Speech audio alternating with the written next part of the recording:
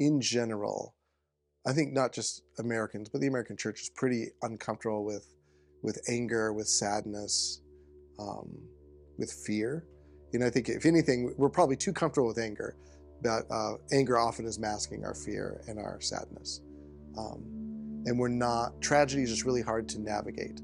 Um, and when the hopes you have for your life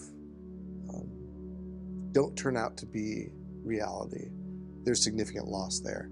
And I think in my situation,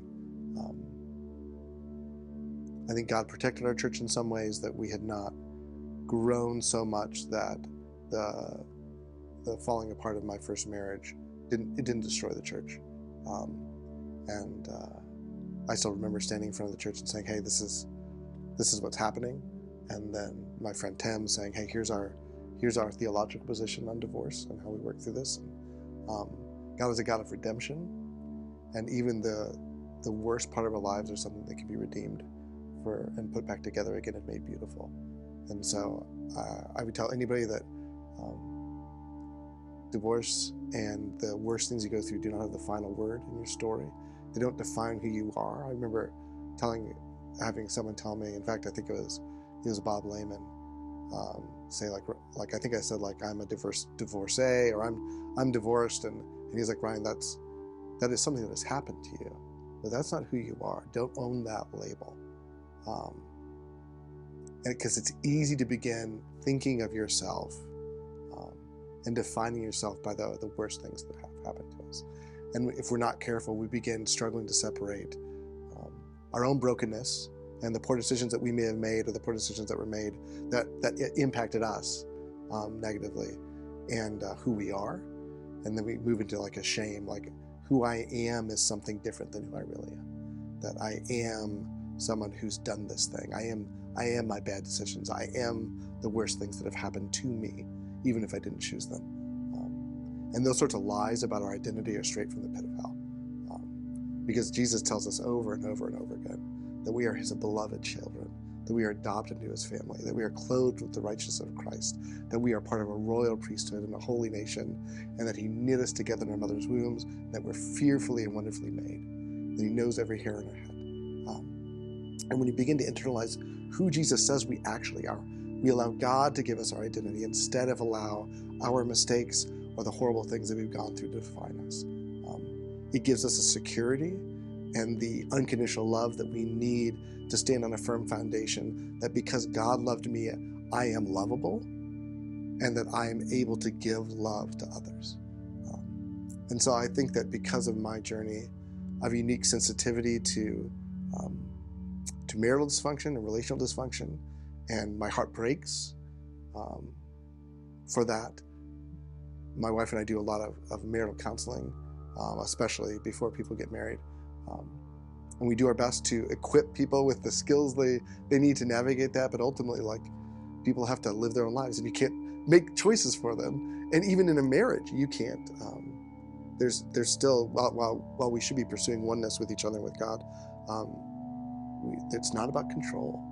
It's about laying yourself down and loving someone, which includes the freedom to do things. I mean, there's no one that you can love deeper, and there's no one you can hurt more than the people that you're closest to. And so I think that most of my life up to that point I would say externally would be, like, #blessed. Like everything was pretty great. Like I was generally affirmed. I had gifting and abilities that the world tends to value, whether that was academically or athletically. I was decent looking enough. Like the things that I didn't have, a lot of those things I had no control over. Those were just blessings and gifts from God. And it was good for me to internalize that in many ways, what I have is not something that I worked for, it's something that I was given and blessed with. And now I'm responsible to steward those gifts well. But it's hard to help people through tragedy when you have not experienced tragedy yourself. And it's hard to sit with someone in that hospital room or in the pain of loss of relationship or loss of child. The first funeral I ever did was for a stillborn girl that was alive one day and dead the next. They were supposed to go in and have their daughter, and she died in the night. This is my best friend. It was Tim and Rachel Sutton's daughter. That was the first funeral I performed. And how do you help your friends process something that should never be? That is not how the world is supposed to work. But that's the brokenness that we experience is another clarion call to the way things should be. The invitation of God that says there is a day coming when there will be no more weeping and no more pain and no more sickness and death. All that will be passed away. And that he's making everything new. And I think one of the most beautiful descriptions for children of heaven is the no tears place. What we have is joy in God and others. So the pain that we experience forms us.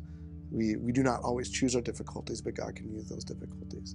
And he consistently makes good things out of our bad things if we let him redeem our pain and use that to help others walk through the same journey themselves. And so I think that there is space for brokenness and for struggle and for growth in our church in a way that's probably unique amongst others, because there's been the pain of loss, the pain of miscarriage, the pain of divorce, the pain of parents, alcoholic parents, and suicide. Like we're old enough now to bring to a student context some life experience, but young enough to help them walk through it well. Or it's really young enough for them to be comfortable with us walking through. And in that context, because they're around other people who are similar ages, they can begin then to broaden their ability to relate to people of different generations, and then realize, hey, this guy who's like my grandfather's age can speak into me and love me and share experience with me and walk along with me on the way to Jesus. That they may not have chosen initially. We don't always know what we want, but God knows what we need. And as we follow some of our needs well, and God meets those, it begins to expand our ability to accept the love of the full family of God that can really help us mature in our way of Jesus.